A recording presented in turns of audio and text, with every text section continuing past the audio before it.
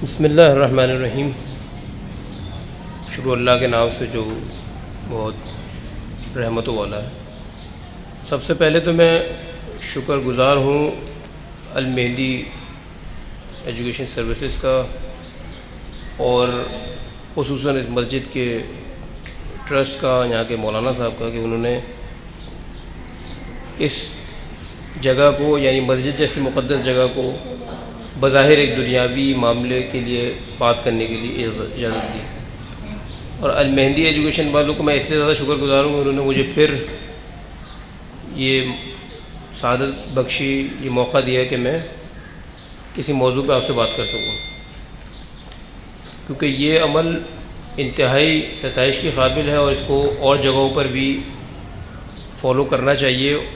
और मैंने इस चीज़ को देखते हुए ख़ुद ज़ाती तौर पर भी कुछ जगहों पर ये चीज़ बात की कि मस्जिद जैसी जगह पर इन मौज़ूआत पे बात हो जो बज़ाहिर दुनियावी है, लेकिन हमारी जिस्म, हमारी सेहत से मुताल्लिक़ बहुत अहम है। आज जैसा कि आपके इल्म में है कि अब हम दो मौज़ूआत पे बात करेंगे। एक होगा हीट स्ट्रोक, जो कि यकीनन आजकल के हवाले से बहुत अहम है, और दूसरी चीज़ है रमज़ान, जो कि बस कुछ अर्से 9 या 10 दिन बाद शुरू होने ही वाला है। तो कोशिश ये होगी कि मुख्तसरन आपको आधे घंटे से 40 मिनट में मैं गुफ्तगू अपनी मुकम्मल कर लूँ। जैसा कि पहले भी आपके सामने गुफ्तगू हासिल करी है, गुफ्तगू करने का शरफ़ हासिल किया है, तो मैं कोशिश करूँगा कि कम से कम तिब्बी इस्तिलाहें और टेक्निकल वर्ड यूज़ हो ताकि गुफ्तगू को आसान बनाया जा सके। दुरूद पढ़ लीजिए मोहम्मद अलैहि।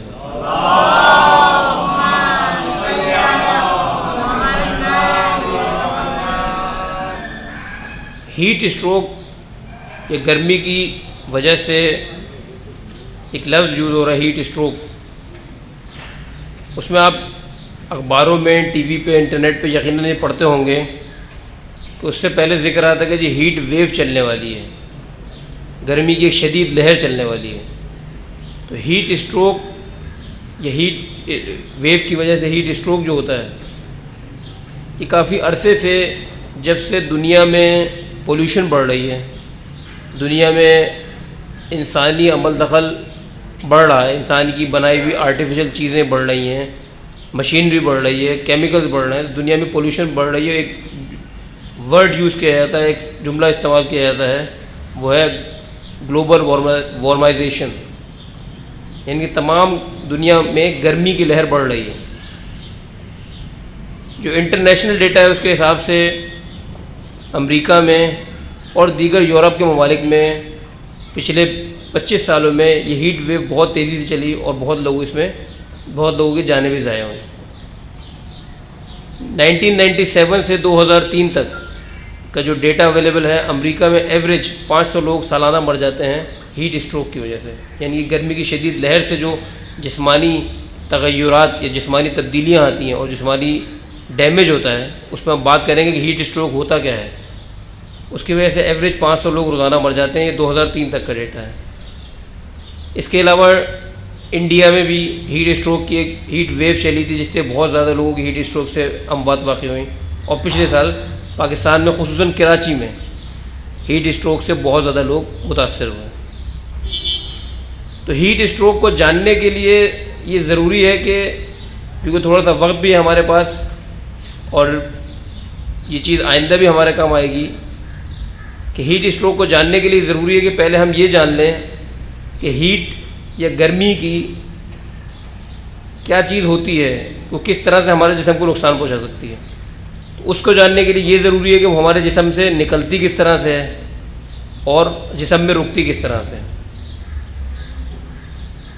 अल्लाह ताला का बनाया हुआ निज़ाम कुछ इस तरह से है कि हमारे जिस्म में, कुछ यहाँ बच्चे भी बैठे हैं जो यकीनन बायोलॉजी वगैरह पढ़ते होंगे, और आप भी इतना तो सब जानते ही हैं कि हमारा जिस्म बुनियादी तौर पर खलियों पर मुश्तमिल है, जिसे सेल कहते हैं। अगर हम खलियों के लेवल पे जाके देखें तो हमारे जिस्म में जो कुछ हम खाते हैं, जो भी कुछ हम खाते हैं, वो हमारे जिस्म में जज्ब होता है और आखिर में हमारे खलियों में जाके जज्ब होता है, और उन खलियों में जाके जज्ब होने की सूरत में एनर्जी निकलती है, जिससे जो हमारे काम आती है। इसके अलावा कुछ हीट भी निकलती है जो कि एक्स्ट्रा एनर्जी होती है, हीट कहलाती है। वो हीट हमारे जिस्म से 4 तरीके से बाहर निकल सकती है। मसलन अगर हमारे जिस्म में जो गर्मी पैदा हुई वो जिस्म में आने और जाने के 4 तरीके हैं, तो हम बात करेंगे किस तरह से वो हमारे जिस्म से बाहर निकलती है। एक तरीका यह है कि इंसानी जिस्म किसी ठंडी चीज़ से मिले, मसलन बर्फ़ जिस्म पे लगा लें तो गर्मी जिस्म से बर्फ़ की तरफ चली जाएगी। दूसरा तरीका यह है कि अगर कोई ठंडी हवा चलती है, हवा के ज़रिए से हमारे जिस्म से, हमारे जिल्द से गर्मी बाहर की तरफ चली जाएगी। और तीसरी तरीका यह है जो कि आम फहम तरीका है, वो है रेडिएशन। रेडिएशन पे मैं इसलिए जोर दूंगा कि ये इतना ज़्यादा इस पर बात नहीं होती है। रेडिएशन यानी कि शुआओं की शक्ल में हमारे जिस्म से गर्मी निकल भी सकती है और हमारे जिस्म में आ भी सकती है। बहुत वाज़ेह और आसान मिसाल है कि अभी आप इस सूरज की रोशनी में जाके लेट जाइए, सूरज की रोशनी में जाके लेट जाएंगे तो रेडिएशन की शक्ल में भी गर्मी हमारे जिस्म के अंदर दाखिल होगी और इसी तरह रेडिएशन की शक्ल में हमारे जिस्म से बाहर निकलती भी है। और चौथा तरीका जो कि आप सबको मालूम है, बहुत आम फहम है, वो है पसीना, एवोपरेशन के ज़रिए, यानी कि हमारे जिस्म से पानी के क़तरे की यानी कि पसीने की शक्ल में हमारे जिल्द के ऊपर जो पसीना आता है ये हमारे जिस्म को ठंडा करता है। जैसे हवा इसके ऊपर से गुजरती है हमारा जिस्म ठंडा हो जाता है। यानी कि जिस्म से गर्मी को बाहर निकालने का सबसे बड़ा ऑर्गन वो जिल्द है, स्किन जिसे हम कहते हैं। और स्किन के ऊपर अल्लाह ने कुछ ग्लैंड रखे हैं, कुछ हुदूद रखे हैं जिसे स्वेट ग्लैंड कहते हैं, जिसमें पसीने की शक्ल में गर्मी हमारे जिस्म से बाहर निकलती है। तो अब जब ये तरीके मौजूद हैं तो ये किस तरह से कंट्रोल करते हैं गर्मी निकलने को और गर्मी रोकने को। मसलन आप बहुत सर्दी में चले जाते हैं, आप बहुत ठंडे इलाके में चले जाते हैं जब बर्फ़ पड़ रही है, तो क्या वहाँ भी गर्मी हमारे जिस्म से बाहर निकलती रहेगी? तो वहाँ हमारे जिस्म से गर्मी बाहर नहीं निकलेगी बल्कि जिस्म में रुकेगी, क्योंकि उस वक्त जिस्म को ज़रूरत है गर्मी की। अगर गर्मी नहीं होगी तो इंसान की मौत वाक़ई हो सकती है। तो ये सिलसिला कुदरत ने क्या रखा है, किस तरह से ये पूरा निज़ाम कंट्रोल हो रहा है।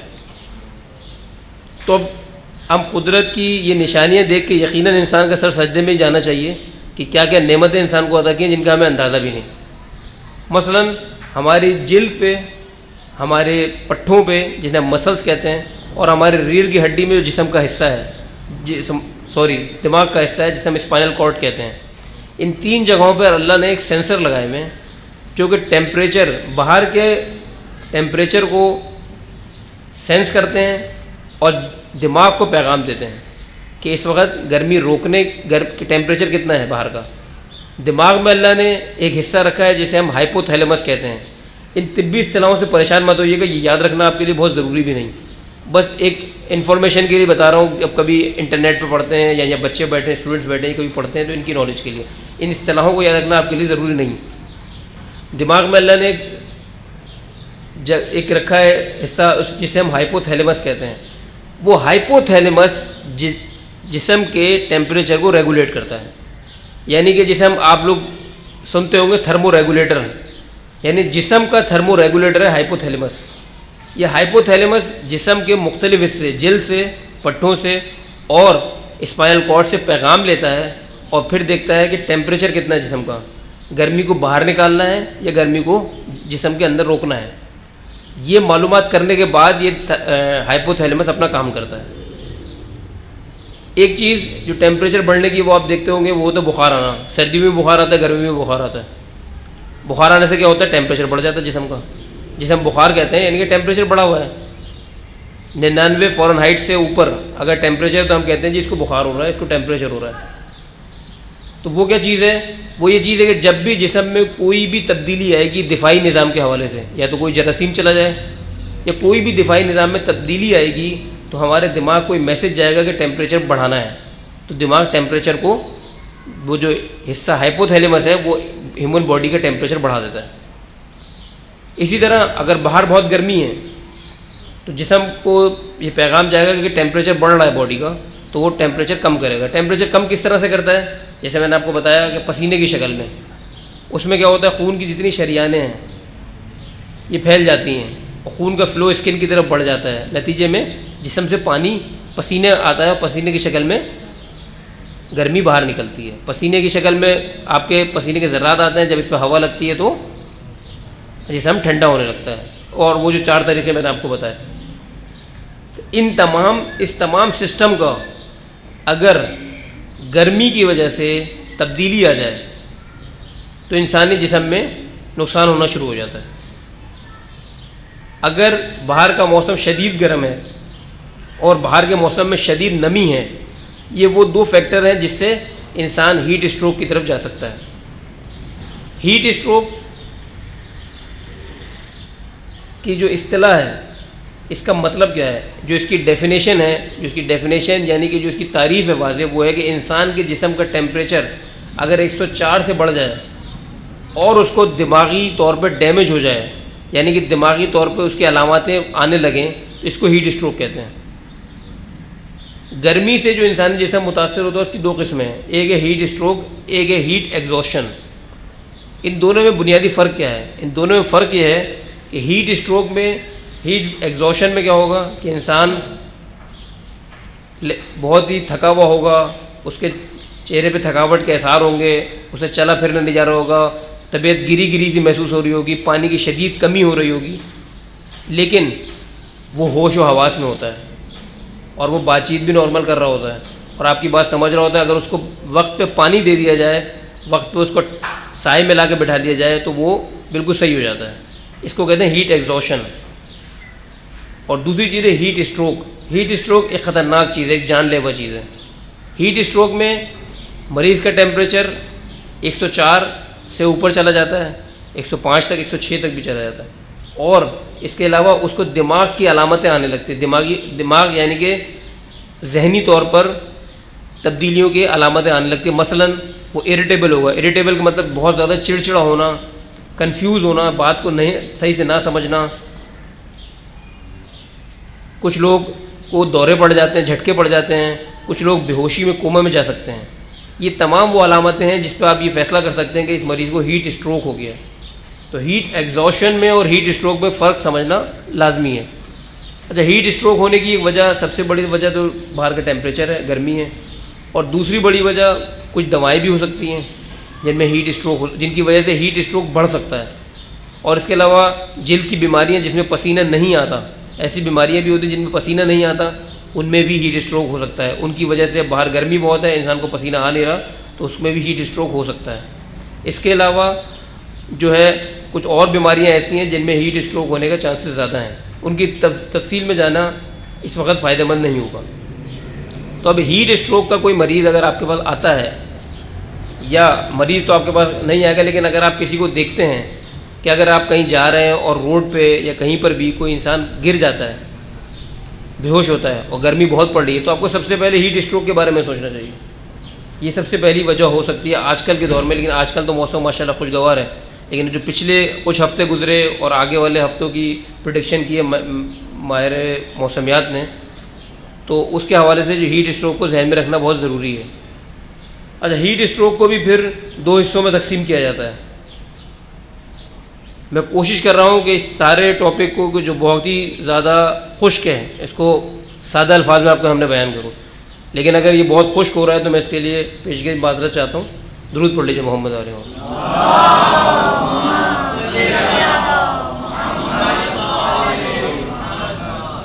हीट स्ट्रोक 2 किस्म का होता है। पहले किस्म कहलाती है एग्जॉशनल हीट स्ट्रोक, यानी कि बहुत सख्त गर्मी है, उसमें कोई बहुत सख्त मेहनत का काम किया जा रहा है गर्मी के में, मसलन कोई खेल रहा है, कोई मज़दूर काम कर रहा है, कोई बहुत लंबी वॉक कर रहा है बहुत गर्मी के अंदर, ये कहलाया जाता है एग्जॉशनल हीट स्ट्रोक, यानी कि थकन के साथ हीट स्ट्रोक का होना। ये उम्मूमन जवानों में होता है। यकीनन धूप में जवान मज़दूर काम कर रहा होगा, जवान अपना खेल रहे होते हैं, जवान ही कोई किसी काम से निकले हुए होते हैं, ये कहलाता है एग्जॉशनल हीट स्ट्रोक। और दूसरा हीट स्ट्रोक कहलाता है, वो कहलाता है non exertional heat stroke. Non exertional heat stroke यानी कि जिसमें मेहनत न की हो लेकिन हीट स्ट्रोक की सारी अलामतें आ जाएँ। ये कौन से लोग होते हैं? ये वो लोग होते हैं, जैसे आपने पिछले दिनों अगर आप उठा के पढ़ें, पिछले साल जो कुछ कराची में हुआ उसमें ज़्यादातर जो अमवात वाक़ हुई वो लोग थे जिनकी उम्र 50 साल से ज़्यादा थी, जिनके पहले से शुगर, ब्लड प्रेशर या गुर्दों के मसाइल चल रहे थे, या पहले से वो बीमारी में मुब्तला थे। और एक जो जुमला यूज़ इस्तेमाल होता है लफ्ज़ एक्सट्रीम एजेस, यानी कि बहुत ज़्यादा बूढ़े और बहुत ज़्यादा बच्चे, बहुत छोटे बच्चे और बहुत ज़्यादा उम्र के बूढ़े लोग इसमें उनके लिए जानलेवा साबित हुआ। ये नॉन एक्सर्शनल हीट स्ट्रोक कहलाता है। यानी कि वो मरीज़, वो इंसान अपने घर की छत के नीचे होगा, पंखा चल रहा होगा, लेकिन फिर भी उसको हीट स्ट्रोक हो सकता है। तो ऐसे लोग नॉन एक्सर्शनल हीट स्ट्रोक के लिए भी तैयार हो सकते हैं या उनको ख़तरा हो सकता है। तो हमें वो भी अपने पेश नज़र रखना चाहिए कि ज़रूरी नहीं कि जो बाहर जा रहा है उसको हीट स्ट्रोक होगा, घर में रह के भी किसी को हीट स्ट्रोक हो सकता है। अलामतें क्या होंगी? अलामतें ज़रूरी नहीं कि हमेशा अलामत ऐसी हो कि मरीज़ आए और वो मरीज़ या कोई भी घर का फ़र्द ऐसा हो कि बहुत गर्मी लग रही है, बहुत पसीने आ रहे हैं। उम्मन हीट स्ट्रोक में पसीना आना बंद हो जाते हैं, क्योंकि जिस्म में इतनी पानी की कमी हो जाती है कि पसीना आता ही नहीं फिर। तो अगर जिस्म में उसको पसीने भी नहीं आ रहे और बहुत गर्मी लग रही है, बहुत उसको बेचैनी हो रही है, ऐसा भी हो सकता है कि आपसे घर का कोई फ़र्द जो कि बुज़ुर्ग हो या कोई बच्चा हो, वो क्या कि दिल बहुत घबरा रहा है, एक लफ्ज़ इस्तेमाल कर, दिल बैठा जा रहा है, तबीयत उलझ रही है, तबीयत गिरी हो रही है। ऐसी सूरत में हीट स्ट्रोक या हीट एग्जॉशन के बारे में सोच लेना चाहिए, हीट एग्जॉशन के बारे में। तो फ़ौरन इस मरीज़ पे तवज्जो देनी चाहिए।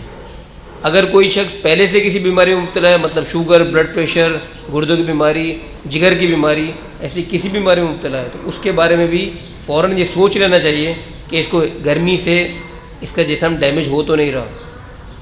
अगर इंसानी टेम्परेचर 105 से ऊपर चला जाए और कहीं पर लिखा है 106 से ऊपर चला जाए, तो ऐसी सूरत में इंसान के जिस्म के लहमियात और इंसान के जिस्म का खलियों के लेवल पर स्ट्रक्चर डैमेज हो जाता है। और वो सिर्फ वो डैमेज नहीं होता, फिर खून की शरियानें भी डैमेज हो जाती हैं, दिल भी डैमेज हो सकता है, गुर्दे भी डैमेज हो सकते हैं, फेफड़े भी डैमेज हो सकते हैं, और आखिर में दिमाग डैमेज हो जाता है। यानी हीट स्ट्रोक को अगर बर वक्त तशख़ीस ना की जाए, एक मखसूस वक्त से पहले तशख़ीस ना की जाए, तो इसमें जिस्म का हर निज़ाम हमारा डैमेज हो सकता है। और उसकी अलामतें जो जिस्म का निज़ाम मुतासर होगा, मसलन फेफड़े मुतासर होंगे तो सांस की कंप्लेन ज़्यादा होगी, जिगर मुतासर होगा तो इंसान बार बार शुगर लो होगी, वो बेहोशी में जा सकता है, दिमाग मुतासर होगा तो इंसान कंफ्यूज हो सकता है, इरिटेबल होगा, कोमा में चला जाएगा। यानी ये वो सारी कॉम्प्लिकेशन है जो हीट स्ट्रोक से हो सकती हैं। अब हमें करना क्या है? हमें करना ये है जो कि इस लेक्चर का मकसद है, यानी कि इस गुफ्तगू का मकसद है, वो ये कि हमें करना ये है कि हमें हीट स्ट्रोक से बचना है। हमें बचाव की तदबीर सारी रखनी है। ये आप यकीनन हर जगह पर पढ़ चुके होंगे, मैं दोबारा दोहरा रहा हूँ, सुन भी चुके होंगे कि हमें हीट स्ट्रोक से बचने के लिए एहतियाती तदबीर कर लेनी है। एहतियाती तदबीर क्या होंगी? मसलन सर्द गर्मी में बाहर जाने से इज्तनाब करना होगा बिला वजह। मसलन कोई जो लोग खेलते हैं, कोई एक्सरसाइज करते हैं, उनको सर्द गर्मी में जब हीट स्ट्रोक का मौसम हो, जैसे पिछले हफ्ते गुजर चुका है, इसमें सर्द गर्मी में बाहर निकलने से इज्तनाब करना गैर ज़रूरी। अगर बाहर जाते हैं तो सर को अपने कवर करके जाएंगे, अपने सर पे कोई चीज़, टोपी पहन के जाएंगे, कैप पहन के जाएंगे, आंखों में रंगीन चश्मा लगा के जाएंगे, और हल्के कपड़े पहनेंगे। मोटे कपड़े पहनने से इज्तनाब करेंगे। हाफ़ स्लीव्स अगर हैं तो हाफ़ स्लीव्स पहन के जाएंगे, बिल्कुल ही लाइट कपड़े पहनेंगे। तीसरी बात, पानी का इस्तेमाल, किसी भी तरह के ड्रिंक्स का इस्तेमाल, जिसमें कि मैं ज़ाती तौर पर कहूँगा कि कोल्ड ड्रिंक्स का इस्तेमाल, जो हम ये कोल्ड ड्रिंक्स पीते हैं, इससे इज्तनाब करेंगे, क्योंकि इनमें जिस्म में सोडियम की तादाद बढ़ती है, तो इससे बहुत ज़्यादा कोई फ़ायदा नहीं होता। सॉफ्ट ड्रिंक का इस्तेमाल, मसलन नींबू पानी, मसलन सादा पानी, और जो कुछ शरबत मिलते हैं, वो ऐसा ड्रिंक्स, ऐसे सॉफ्ट ड्रिंक्स आप ज़्यादा से ज़्यादा लेंगे ताकि जिस्म में पानी की कमी ना हो। अपने साथ एक पानी की बोतल रखेंगे, उस पानी की बोतल से पानी, कहीं सफ़र पे जा रहे हैं, चाहे अपने शहर में कहीं सफ़र पे जा रहे हैं, नौकरी पे जा रहे हैं, पानी की बोतल आपके पास ज़रूर होनी चाहिए। तीसरी चीज़, अगर कहीं बहुत गर्मी में जाना लाजमी भी है तो गीला तौलिया या गीला कपड़ा या रुमाल आपके पास होना चाहिए, जो आप सर पे डाल के रखेंगे। चौथी चीज़, कोशिश करेंगे जब भी कहीं खड़ा होना हो, मसलन बस स्टॉप पे खड़ा होना है, ये उमूमन कोई बहुत अहम बातें नहीं है, लेकिन ये जहन से निकल जाती हैं। अगर आप कहीं बस स्टॉप पे खड़े हो रहे हैं तो साए को ढूंढें, साए में जाके खड़े हो। और वो लोग जो किसी बीमारी में मुब्तला हैं, मसलन शुगर, ब्लड प्रेशर, गुर्दे की बीमारी, जिगर की बीमारी, इन बीमारियों में जो लोग मुब्तला हैं, वो अपने मालिश से रब्ता करेंगे, और घर में रहते हुए भी ये सोचे बगैर कि हम तो साए के नीचे बैठे हैं, हम तो ठंडक में बैठे हैं, हमें तो बाहर नहीं निकलना, पानी का इस्तेमाल ज़्यादा से ज़्यादा करेंगे। मुख्तलिफ लिक्विड्स का इस्तेमाल ज़्यादा करेंगे। शुगर के मरीज़ अपने मालिज से मशवरे के बाद और गुर्दे के मरीज़ अपने मालिज से मशवरे के बाद। लेकिन पानी का इस्तेमाल, लिक्विड्स का इस्तेमाल ज़्यादा से ज़्यादा बढ़ाएंगे। और बहुत अहम चीज़ है कि ग़िज़ा को बहुत सादा रखेंगे। जितना ज़्यादा हम भारी खाना खाएंगे उतना हमारा मेटाबॉलिज्म बढ़ेगा, उतनी गर्मी बढ़ेगी। तो इन दिनों में ग़िज़ा को ज़्यादा से ज़्यादा सादा रखेंगे। सब्ज़ियों और फलों पे हमारा ध्यान ज़्यादा होना चाहिए। चौथी चीज़ जो बहुत अहम है वो है रमज़ान। अगर रमज़ान में इस तरह का मौसम हो जाता है तो उसमें इस बात का ध्यान रखेंगे कि पहली बात, जो लोग पहले से बीमारी में मुब्तला हैं, शुगर, ब्लड प्रेशर, बार बार मैं कह रहा हूँ जिगर की बीमारी, वो अपने मालिज से मशवरा करेंगे कि रोज़ा रखें या ना रखें। क्योंकि अगर मालिज ये कह देता है रोज़ा रखने की ज़रूरत नहीं है तो रोज़ा साक़ित हो जाता है। ये उलमा इकराम का फतवा है, इसमें कोई बहुत ज़्यादा डिटेल में जाने की ज़रूरत भी नहीं। और अगर घर में कोई इन बीमारी में मुब्तला नहीं है और उसकी उम्र 50 साल से ज़्यादा है, तब भी वो रोज़ा रखने से पहले एक बार अपना मुआयना ज़रूर करा लें तो ज़्यादा बेहतर होगा। इसके अलावा अगर हीट स्ट्रोक का मौसम आता है, ऐसी गर्म हवाएं चल रही हैं, गर्म मौसम है, आप टीवी पे, इंटरनेट पे हर जगह देख रहे हैं हीट स्ट्रोक चल रहा है, और अगर किसी का रमज़ान में दिल घबरा रहा है बहुत ज़्यादा, अब ये फ़ैसला ख़ुद करना होगा। ऐसा नहीं हो कि लोग रोज़ा तोड़ दें और मुझ पर इल्ज़ाम आ जाए। ये फ़ैसला आपने ख़ुद करना होगा। बहुत ज़्यादा दिल घबरा रहा है, चक्कर आ रहे हैं, तबीयत गिर रही जा रही है, और उम्मन अगर कोई 50 साल से ऊपर के लोग हैं तो उनको 1-2 रोज़े छोड़ना भी पड़ सकते हैं, क्योंकि जान को ख़तरे में डाल के रोज़ा रखना जायज़ नहीं है। ये भी उलमा इकराम का फतवा है। तो ऐसी सूरत में अपने मालिज से मशवरा ज़रूर करें, और ऐसी कोई भी अलामतें हो रही हैं तो रोज़े का फ़ैसला करें कि आप रोज़ा तोड़ सकते हैं या नहीं।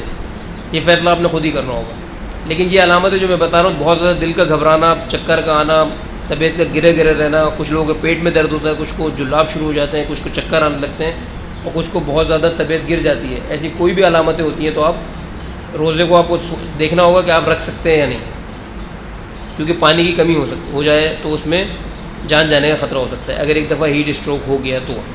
एक और अहम चीज़ जो कि हमारे माशरे में इतने कॉमन नहीं है लेकिन यूरोप में बहुत कॉमन है, वो है बच्चों को गाड़ी में छोड़ देना। इत्तेफाक से, बदकिस्मती से, ये वाक़या पिछले साल पाकिस्तान में, कराची में भी हो चुका है।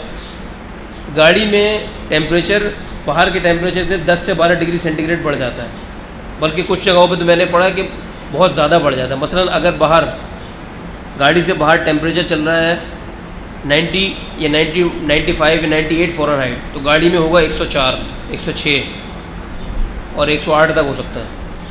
यानी कि बाहर के टेम्परेचर से गाड़ी का टेम्परेचर बहुत ज़्यादा बढ़ जाता है। और अगर आप शीशे चढ़ा देंगे, शीशे बिल्कुल बंद कर देंगे, तो टेम्परेचर बढ़ता ही चला जाएगा, टेम्परेचर गाड़ी का कम नहीं होता। हमारे माशरे में ये राइज नहीं है, अल्लाह का शुक्र है, कि बच्चों को गाड़ी में लॉक करके शीशे चढ़ा के आप कहीं शॉपिंग करने चले जाएँ, या बच्चों को गाड़ी में छोड़कर आप कहीं पे और चले जाएँ, बच्चों को ये कह के गाड़ी में रहें। लेकिन यूरोप में इसकी बहुत ज़्यादा तादाद है जो बच्चे गाड़ी में या बूढ़े गाड़ी में मर जाते हैं सिर्फ हीट स्ट्रोक की वजह से, क्योंकि गाड़ी का टेम्परेचर बहुत बढ़ चुका होता है। पिछले साल कराची में भी हो चुका, जैसे मैंने पहले आपको बताया कि एक साहब गाड़ी में बच्चों को छोड़कर शॉपिंग करने चले गए या किसी काम से चले गए, दोनों बच्चों की डेथ हो गई थी गाड़ी में। ऐसी इस सिचुएशन में तो आम हालात में भी और वैसे भी गाड़ी में बच्चों को छोड़ने का तसव्वुर रखें ही नहीं बिल्कुल भी ध्यान में कि जी हम उनको छोड़ देंगे तो गाड़ी में बच्चे सेफ़ हैं। हीट वेव के दिनों में, गर्मी के दिनों में, बल्कि आजकल के दिनों में गाड़ी में बच्चे वैसे भी सेफ़ नहीं हैं, दोनों तरह से, सोशल हवाले से भी और मेडिकल पॉइंट ऑफ व्यू से भी। इसके अलावा एक अहम ग्रुप वो बुज़ुर्ग और वो बच्चे जो अपनी मर्ज़ी से हिल नहीं सकते। मसलन किसी बुज़ुर्ग को फालिज है, किसी बुज़ुर्ग को ऐसी कोई बीमारी को अपने बिस्तर पे लेट चुके हैं बीमारी की वजह से और वो हिल नहीं सकते, या वो बच्चे जो बहुत छोटे होते हैं और वो अपनी मर्ज़ी से कन्वर्ट भी नहीं सकते, ऐसे बच्चों में भी हीट स्ट्रोक होने का चांस बहुत ज़्यादा होता है। क्योंकि ऐसी सूरत हाल में उनको गर्मी लगती है और गर्मी के नतीजे में अगर पसीना आ रहा है और वो इतना ज़्यादा आ चुका कि डिहाइड्रेट हो गए तो कन्वर्ट भी नहीं ले पाते। यानी कि हम अगर कन्वर्ट भी लेते हैं तो अपना पोस्चर चेंज करते हैं तो अपनी गर्मी को कम कर लेते हैं। आप सब ने तजुर्बा किया होगा, अगर आप एक कन्वर्ट लेटे, पसीना आया, आपने दूसरी कन्वर्ट ले ली तो कुछ गर्मी कम हो जाती है। लेकिन ये बच्चे और बहुत बूढ़े लोग इस तरह का कोई अमल नहीं कर सकते, तो इनको भी हीट स्ट्रोक के चांसेस बहुत ज़्यादा हैं। अगर किसी के घर में ऐसे कोई बुज़ुर्ग हैं, ऐसे कोई बच्चे हैं, तो इस बात का शदीद ख्याल रखें कि उन पर मुकम्मल तवज्जो दी जाए, उनके में पानी की कमी ना होने दें और उनको करवट दिलाने, उनका बिस्तर ठंडा रखने, उनका कमरा ठंडा रखने के पूरे इंतजाम किए जाएँ। अगर आपके सामने किसी को हीट स्ट्रोक हो रहा है, या जैसे मैंने आपको बताया हीट स्ट्रोक में इंसान का जहनी इन्वॉल्वमेंट यानी कि दिमागी इन्वॉल्वमेंट शामिल है, लेकिन उससे पहले ही अगर अलामत आ रही हैं जिसे हम हीट एग्जॉस्शन कहते हैं, जिसमें जहनी अलामतें तो नहीं आई, लेकिन आपको लग रहा है कि इंसान गर्मी की वजह से बहुत लेथार्जिक हो रहा है, बहुत गिरी गिरी तबीयत होती है, सबसे पहला काम क्या करेंगे? अगर आप रोड पर जा रहे हैं, आपके सामने कोई गिर जाता है, अगर आप घर में हैं, कोई बेहोशी की तरफ जा रहा है, या आपको लगता है कि अब ये गर्मी की तरफ जा रहा है, इसको गर्मी से डैमेज हो सकता है, सबसे पहला काम ये करेंगे, उसको साए में लेकर आएंगे। दूसरा काम ये करेंगे कि जितने मुमकिन हो उसके कपड़े उसके जिस्म से हटाएंगे, जितने मुमकिन हो। वो सोशल हवाले से भी और मज़हबी हवाले से भी आप ख़ुद फ़ैसला करेंगे। जितने मुमकिन हो उसके जिस्म से कपड़े हटाएंगे, और अगर अवेलेबल है तो जितना ठंडा पानी है वो उसके जिस्म पे, अगर आप उसको नहला भी सकते हैं ठंडे पानी से तो उसमें कोई बुराई नहीं है। एक इसके इलाज में जो तरीका इस्तेमाल किया जाता था, अभी भी इस्तेमाल किया जाता है, वो किया जाता है बर्फ़, एक टब में बर्फ़ का पानी छोड़ कर उसमें मरीज़ को अंदर पूरा डुबो देते हैं, यानी उसका मुंह बाहर रखते हैं, पूरा जिस्म डुबो देते हैं बर्फ़ के पानी में। इसके बारे में कुछ कंट्रोवर्सीज़ हैं, यानी कुछ लोग इसको सही मानते हैं, कुछ लोग इसको सही नहीं मानते। कुछ लोगों का ख्याल है कि इससे डैमेज हो सकता है, कुछ का ख्याल है इससे डैमेज नहीं हो सकता।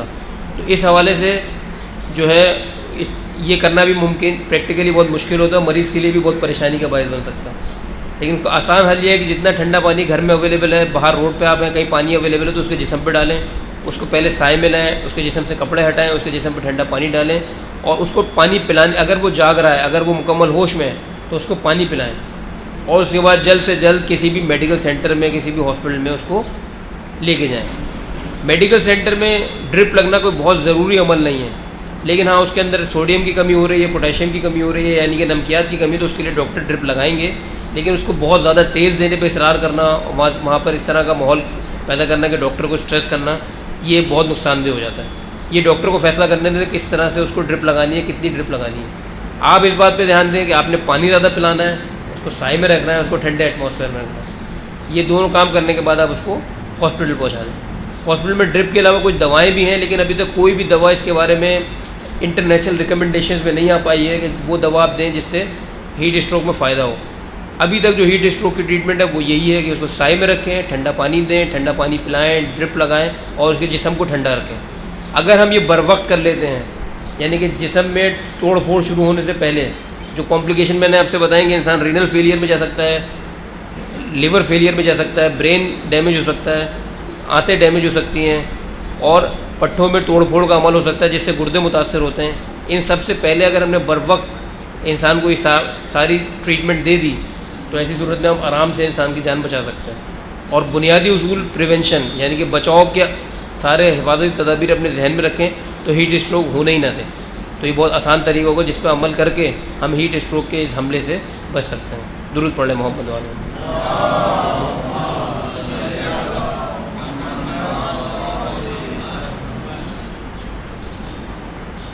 हीट स्ट्रोक से मुताल्लिक़ अगर आपके जहन में जो सवालात हों तो हम आखिर में लेंगे। अगर आप कुछ मज़ीद कुछ सवाल करना चाहें तो आखिर में हम दोनों सेशंस के साथ सवालात कर लेंगे। रमज़ान के हवाले से जो तदबीर हैं वो बहुत अहम है, क्योंकि रमज़ान का बुनियादी मकसद है हमारी रूहानियत को बुलंदतर करना, हमारी रूहानियत को बढ़ाना। रमज़ान का बुनियादी मकसद यही है कि हमारे अंदर रूहानियत बढ़े। लेकिन रमज़ान का एक इनडायरेक्ट फ़ायदा जो कि यकीनन मकसद भी होगा इस्लाम का, वो है हमारे जिस्म की सेहत का बेहतर होना। हम जो भी कुछ खाते हैं, हमारे जिस्म में हम जो भी कुछ खाएंगे उसने आखिर में जाके या तो ग्लूकोज बनता है या लहमियात बनती हैं, प्रोटीन, या चिकनाई बनती है, फ़ैट। चिकनाई भी हमारे जिस्म के लिए ज़रूरी है, प्रोटीन भी हमारे जिस्म के लिए ज़रूरी है और ग्लूकोज या कार्बोहाइड्रेट भी हमारे जिस्म के लिए ज़रूरी है। लेकिन सारी चीज़ें एक हद तक ज़रूरी हैं। अगर हद से ज़्यादा हो जाती है तो नुकसानदेह हो जाती हैं। आप सब जानते हैं, अगर शुगर ज़्यादा हो जाएगी, यानी कि शुगर का लेवल जिस्म में ज़्यादा हो जाएगा तो वो भी नुकसानदेह है। अगर चिकनाई का लेवल ज़्यादा हो जाएगा तो वो भी नुकसानदेह है। अगर हम पूरा दिन रोज़ा रखते हैं, रोज़े में और कहत में जो हालत होती है उसमें फ़र्क है। रोज़े का मतलब क्या है कि तुलू आफ्ताब से लेकर गुरूब आफ्ताब तक आप सहरी में जो कुछ खाते हैं और वो जो भी कुछ खाते हैं 4 से 5 घंटे में हज़म हो जाता है। उसके बाद हमारे जिस्म में जो चिकनाई है वो ग्लूकोज बन के हमारे खून में आती है और चिकनाई जो है वो ग्लूकोज की शक्ल में आके हमें फ़ायदा पहुंचाती है, यानी कि हमें एनर्जी पहुंचाती है। अगर हम ग्लूकोज का इस्तेमाल करेंगे सहरी में, यानी कि हम जो भी कुछ खाएंगे ग्लूकोज बनेगा, जब वो ख़त्म हो जाएगा तो हमारी चिकनाई डिज़ोल्व होगी या चिकनाई समझ लें आम इस्तेलाह में पिघल के हमारे जिस्म में कार्बोहाइड्रेट की शक्ल में आएगी और हमें एनर्जी पहुँचाएगी। लेकिन अगर ये हालत कहत की हो जाए, यानी कि इंसान 2 दिन तक खाना ना खा पाए, 3 दिन तक खाना ना खा पाए, तो ऐसी सूरत में उसको हम कहते हैं स्टारवेशन, जो कहत में उमूमन होता है जहाँ अनाज ख़त्म हो जाता है। ऐसी सूरत में क्या होगा कि इंसान के जिस्म का प्रोटीन ग्लूकोज की शक्ल में खून में आएगा और फिर इंसान कमज़ोर होने लगता है। आप देखते हैं कुछ बीमारी में मरीज़ को देखते हैं उसके गाल पिचक रहे हैं, उसकी हड्डियाँ दिखाई दे रही हैं, तो ये वो कंडीशन है जिसमें खर्च हो रहा है। तो रोज़े का मकसद प्रोटीन को खर्च करवाना नहीं, रोज़े का मकसद है जो मेडिकली इससे फ़ायदा हो सकता है वो ये कि आपके जिस्म का फ़ैट ख़त्म हो, आपके जिस्म की चिकनाई ख़त्म हो और वो आपको एनर्जी पहुँचाए और आपके जिस्म से ख़त्म हो।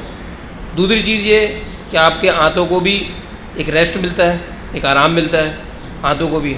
और तीसरा इनडायरेक्ट फ़ायदा जो कि सोशल हवाले से है वो ये कि आपको भी अंदाज़ा होता है कि भूख और प्यास क्या चीज़ होती है। जिनके पास खाने पीने को नहीं है उनको क्या फीलिंग्स आती हैं ये भी आपको अंदाज़ा हो जाता है। यानी कि रोज़े का मकसद जो जिस्मानी है वो आपकी हेल्थ की इम्प्रूवमेंट है, और जो कॉमन सेंस है या हमारे जहन में आता है वो ये कि रोज़े में हमारी हेल्थ बेहतर होनी चाहिए, हमारा वज़न कम होना चाहिए। लेकिन हमारे माशरे में बदकिस्मती से लोगों का वज़न बढ़ जाता है। उसकी वजह क्या है? उसकी वजह है हमारे खाने के तरीके। हमारे खाने में जो चीज़ें हम इस्तेमाल करते हैं वो चीज़ें क्या हैं? आप सब जानते हैं, मुझे सिर्फ दोहराऊंगा कि हमारी इफ्तार किस चीज़ पे मुश्तमिल होती है। हमारी इफ्तार मुश्तमिल होती है पकौड़ों पे, समोसों पे। ज़्यादातर उसमें बेशतर हिस्सा हमारी इफ्तार में शामिल होता है वो होता है तली हुई चीज़ों पे, डीप फ्राई आइटम पे और चिकनी चीज़ों पे। और कॉन्सेप्ट क्या है? और सहरी किस पे मुश्तमिल होती है? सहरी हमारी मुश्तमिल होती है पराठों पे। मैं मेजॉरिटी की बात कर रहा हूँ, सबकी बात नहीं कर रहा, मेजॉरिटी पराठों पे। इसके अलावा कुछ लोग मिठाई भी खाते हैं। इसके अलावा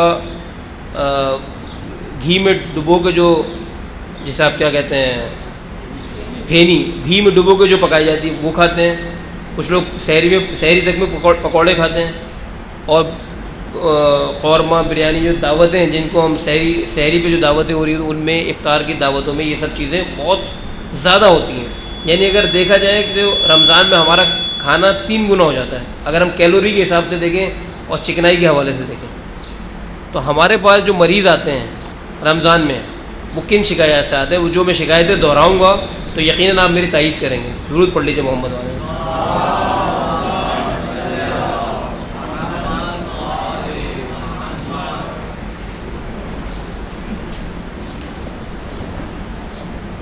हमारे पास जो मरीज़ आते हैं सबसे ज़्यादा रमज़ान में शिकायतें लेके, सबसे ज़्यादा जो शिकायत होती है वो मेरे शोबे से मुताल्लिक़ है। ये सीने में जलन बहुत होती है, सीने की जलन और डकारें आती हैं, मुंह में कड़वा पानी आता है, रोज़ा टूटने का ख़तरा हो जाता है, पहली बात। दूसरी शिकायत कब्ज़ की शिकायत बहुत होती है कि जी कब्ज़ हो गया है, तबीयत उलझ रही है। तो कब्ज़ एक ऐसी बीमारी या ऐसा मसला है जिससे इंसान शदीद परेशानी में आ जाता है। तीसरी शिकायत सर में दर्द की।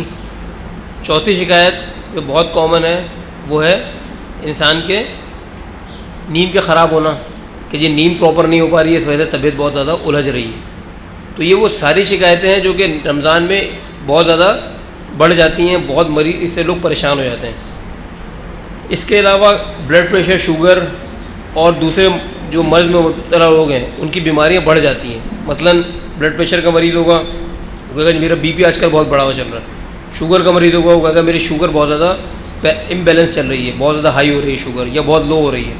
ये वो मसाइल हैं जो रमज़ान में सबसे ज़्यादा हमारे सामने आते हैं। जैसे मैंने शुरू में बताया कि हमारे जिस्म में जब ग्लूकोज ख़त्म होगा तो जो फ़ैट हमारे जिस्म में वो डिज़ोल्व होकर ग्लूकोज की शक्ल में आएगा और हमारे जिस्म से चिकनाई को कम करेगा।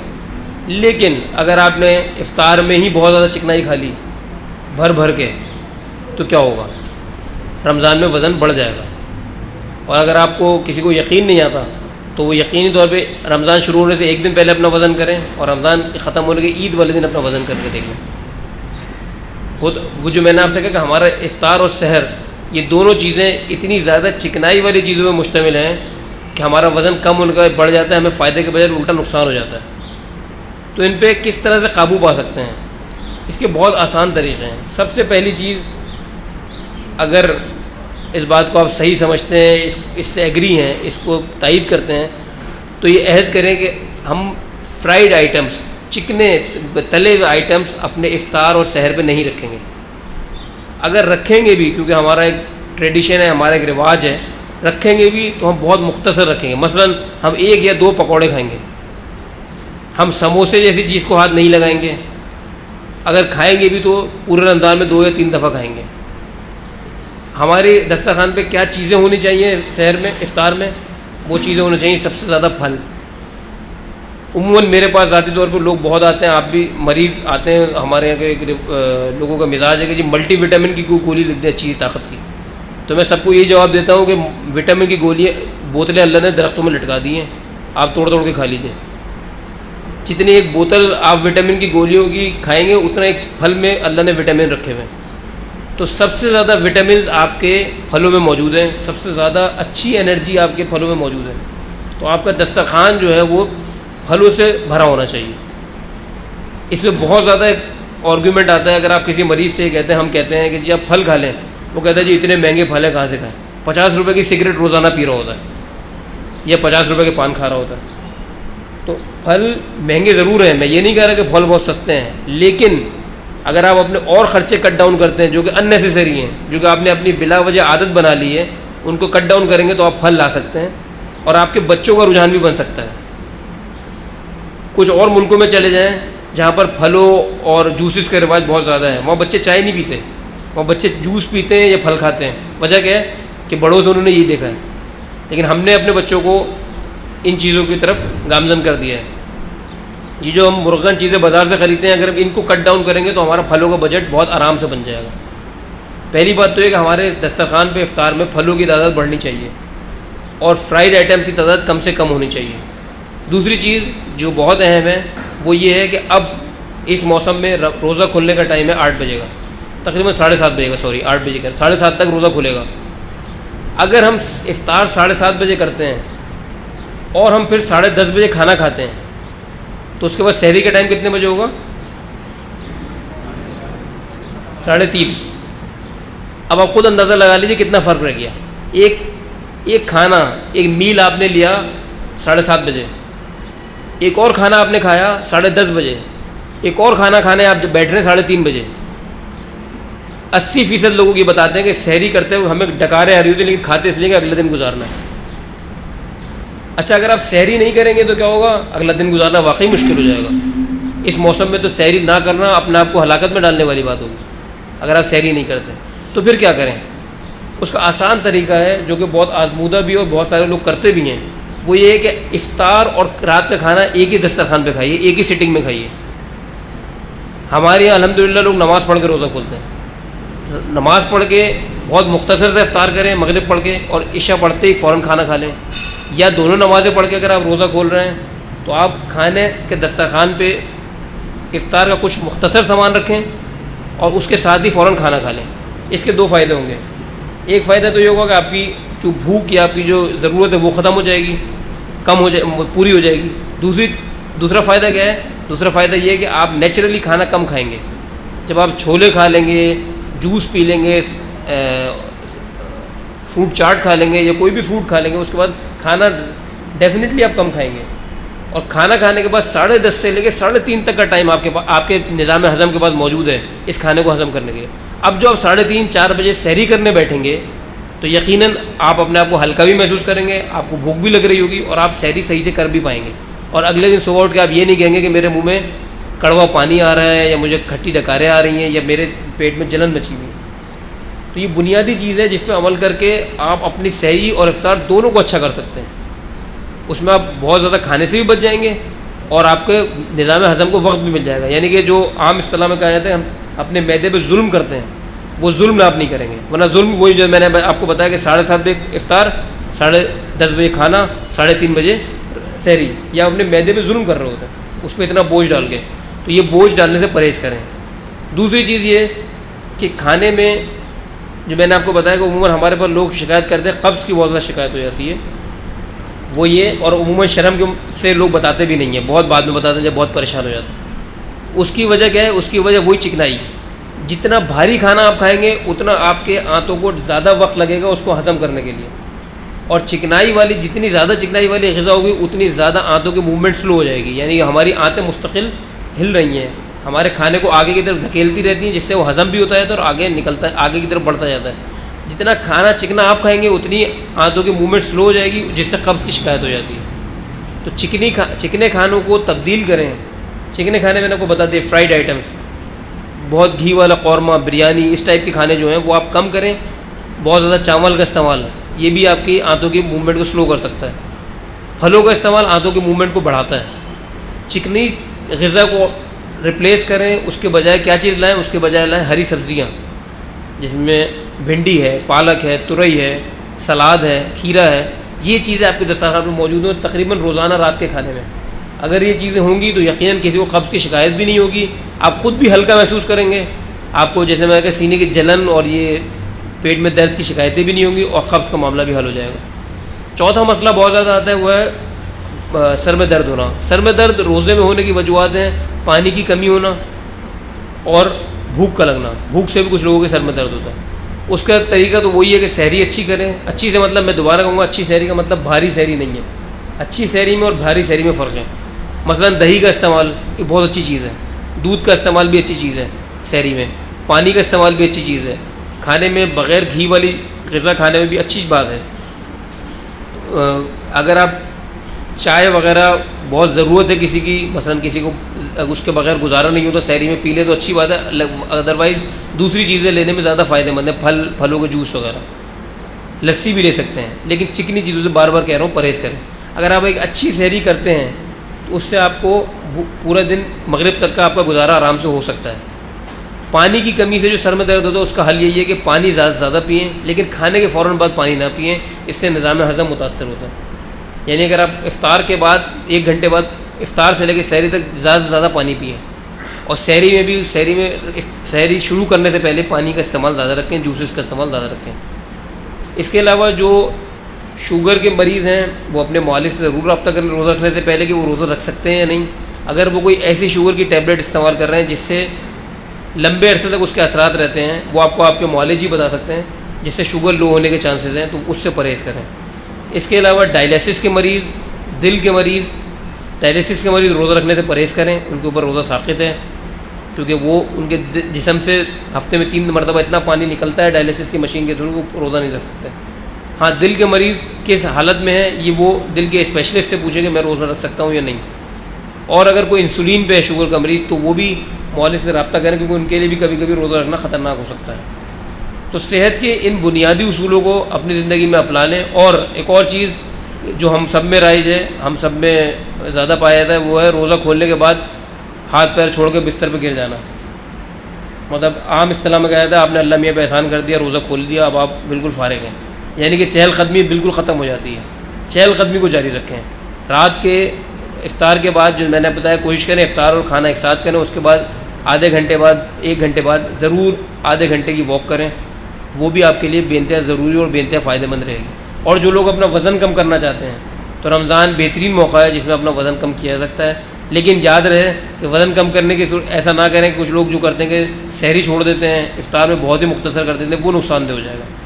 अगर आपकी लहमियात या प्रोटीन डिज़ोल्व हो जाए तो वो वज़न कम होना फ़ायदेमंद नुकसानदेह होता है। तो वज़न कम करने का भी बेहतरीन मौका है और अपनी सेहत को बेहतरीन बनाने का ये सबसे अच्छा मौका है कि हम रमज़ान में अपनी सेहत को अच्छा कर सकते हैं। हमारा रूटीन फ़िक्स हो सकता है, इससे हमारे खाने पीने के रूटीन भी फ़िक्स हो सकते हैं। और इस बात को भी याद रखें, क्योंकि मेरी मुलाकात यकीनन आपसे ईद से पहले नहीं होगी, ईद के बाद भी नहीं होगी, तो ईद पे भी इस बात का ख्याल रखें कि रमज़ान ख़त्म होने का ऐसा ना करें कि हम छूट गए अब फिर वही शुरू कर दें, हम वही चिकनी चीज़ें खाना कि रमज़ान तक की बात थी।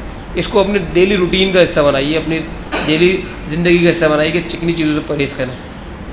कुछ लोग जो रमज़ान में मिठाई का इस्तेमाल बहुत बढ़ा देते हैं, मैंने कुछ घरानों में देखा कि हमारे इफ़्तार और सहरी में भी मिठाई का इस्तेमाल होता है, इस कॉन्सेप्ट से कि जी पूरा दिन शुगर अच्छी रहेगी मिठाई खाते रहो, वो भी बहुत ज़्यादा नुकसानदेह है। उससे प्याज तो बढ़ सकती है लेकिन शुगर मेंटेन नहीं रहती, ये बहुत बड़ी गलत फहमी है। तो मिठाइयों से भी परहेज़ करें कि जिससे आप समझते हैं कि शुगर मेंटेन रहेगी। हाँ, जैसे कि दही का इस्तेमाल, दूध का इस्तेमाल, इनको बिल्कुल जारी रखें और जूसेस का, पानी का इस्तेमाल जारी रखें। और बार बार मैं आपसे कह रहा हूँ गोश्त का इस्तेमाल करें ज़रूर, लेकिन हरी सब्जियों के इस्तेमाल पे और फलों के इस्तेमाल पे सबसे ज़्यादा जोर दें। दुरूद पढ़ लें मोहम्मद वाले में।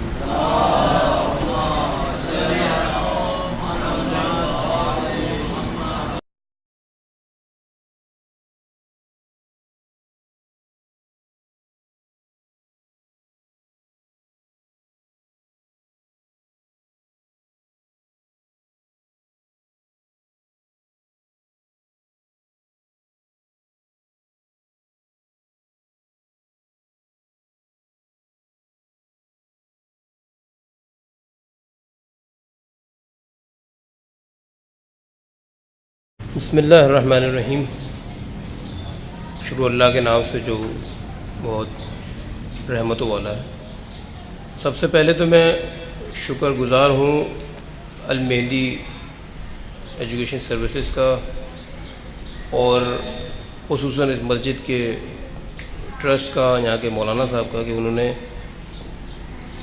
इस जगह को, यानी मस्जिद जैसी मुक़द्दस जगह को बज़ाहिर एक दुनियावी मामले के लिए बात करने के लिए इजाज़त दी। और अल मेहंदी एजुकेशन वालों को मैं इसलिए ज़्यादा शुक्रगुज़ार हूँ, उन्होंने मुझे फिर ये सआदत बख्शी, ये मौका दिया कि मैं किसी मौजू पे आपसे बात कर सकूँ, क्योंकि ये अमल इंतहाई सताइश के काबिल है और इसको और जगहों पर भी फ़ॉलो करना चाहिए। और मैंने इस चीज़ को देखते हुए ख़ुद ज़ाती तौर पर भी कुछ जगहों पर ये चीज़ बात की कि मस्जिद जैसी जगह पर इन मौज़ूआत पे बात हो जो बज़ाहिर दुनियावी हैं, लेकिन हमारी जिस्म, हमारी सेहत से मुताल्लिक़ बहुत अहम है। आज जैसा कि आपके इल्म में है कि अब हम दो मौज़ूआत पे बात करेंगे। एक होगा हीट स्ट्रोक, जो कि यकीनन आजकल के हवाले से बहुत अहम है, और दूसरी चीज़ है रमज़ान, जो कि बस कुछ अर्से 9 या 10 दिन बाद शुरू होने ही वाला है। तो कोशिश ये होगी कि मुख्तसरन आपको आधे घंटे से 40 मिनट में मैं गुफ्तगू अपनी मुकम्मल कर लूँ। जैसे कि पहले भी आपके सामने गुफ्तगू हासिल करी है, गुफ्तगू करने का शरफ़ हासिल किया है, तो मैं कोशिश करूँगा कि कम से कम तिब्बी इस्तिलाहें और टेक्निकल वर्ड यूज़ हो ताकि गुफ्तगू को आसान बनाया जा सके। दुरूद पढ़ लीजिए मोहम्मद वाले में।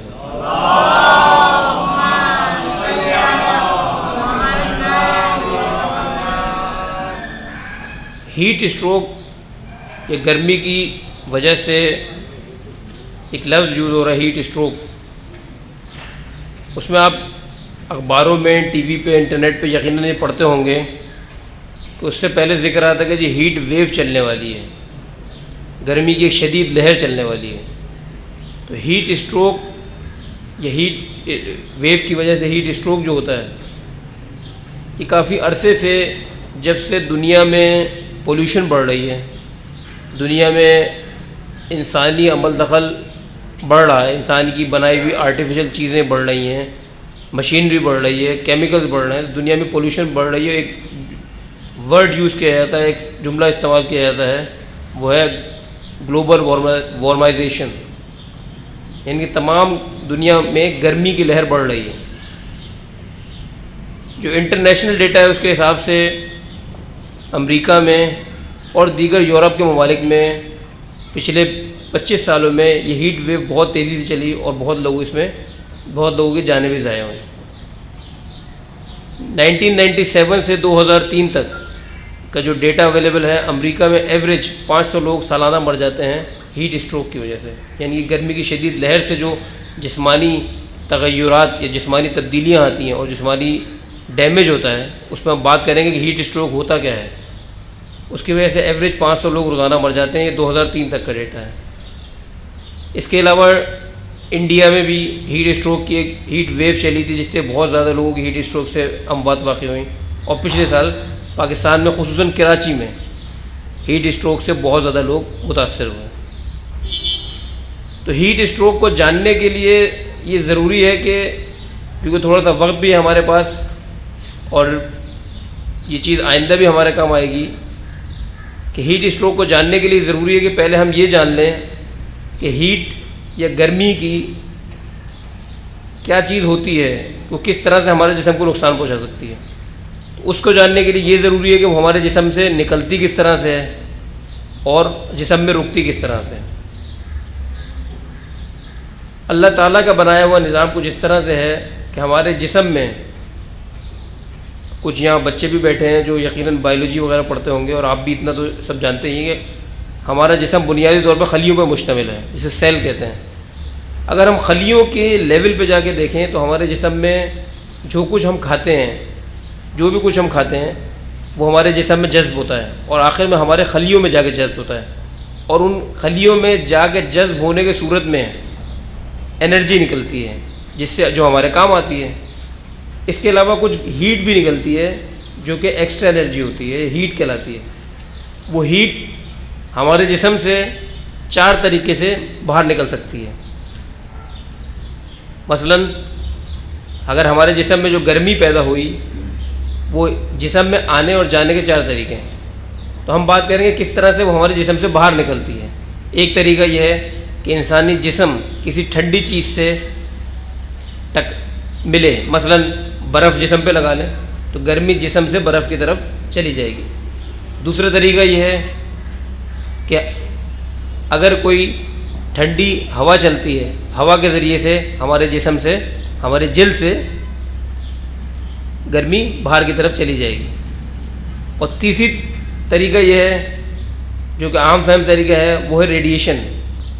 रेडिएशन पे मैं इसलिए जोर दूंगा कि ये इतना ज़्यादा इस पर बात नहीं होती है। रेडिएशन यानी कि शुआओं की शक्ल में हमारे जिस्म से गर्मी निकल भी सकती है और हमारे जिस्म में आ भी सकती है। बहुत वाज़ेह और आसान मिसाल है कि अभी आप इस सूरज की रोशनी में जाके लेट जाइए, सूरज की रोशनी में जाके लेट जाएंगे तो रेडिएशन की शक्ल में भी गर्मी हमारे जिस्म के अंदर दाखिल होगी और इसी तरह रेडिएशन की शक्ल में हमारे जिस्म से बाहर निकलती भी है। और चौथा तरीका जो कि आप सबको मालूम है, बहुत आम फहम है, वो है पसीना, एवोपरेशन के ज़रिए, यानी कि हमारे जिस्म से पानी के कतरे की यानी कि पसीने की शक्ल में हमारे जिल्द के ऊपर जो पसीना आता है ये हमारे जिस्म को ठंडा करता है। जैसे हवा इसके ऊपर से गुजरती है हमारा जिस्म ठंडा हो जाता है। यानी कि जिस्म से गर्मी को बाहर निकालने का सबसे बड़ा ऑर्गन वो जिल्द है, स्किन जिसे हम कहते हैं। और स्किन के ऊपर अल्लाह ने कुछ ग्लैंड रखे हैं, कुछ हुदूद रखे हैं जिसे स्वेट ग्लैंड कहते हैं, जिसमें पसीने की शक्ल में गर्मी हमारे जिस्म से बाहर निकलती है। तो अब जब ये तरीके मौजूद हैं तो ये किस तरह से कंट्रोल करते हैं गर्मी निकलने को और गर्मी रोकने को। मसलन आप बहुत सर्दी में चले जाते हैं, आप बहुत ठंडे इलाके में चले जाते हैं जब बर्फ़ पड़ रही है, तो क्या वहाँ भी गर्मी हमारे जिस्म से बाहर निकलती रहेगी? तो वहाँ हमारे जिस्म से गर्मी बाहर नहीं निकलेगी बल्कि जिस्म में रुकेगी, क्योंकि उस वक्त जिस्म को ज़रूरत है गर्मी की। अगर गर्मी नहीं होगी तो इंसान की मौत वाक़ई हो सकती है। तो ये सिलसिला कुदरत ने क्या रखा है, किस तरह से ये पूरा निज़ाम कंट्रोल हो रहा है।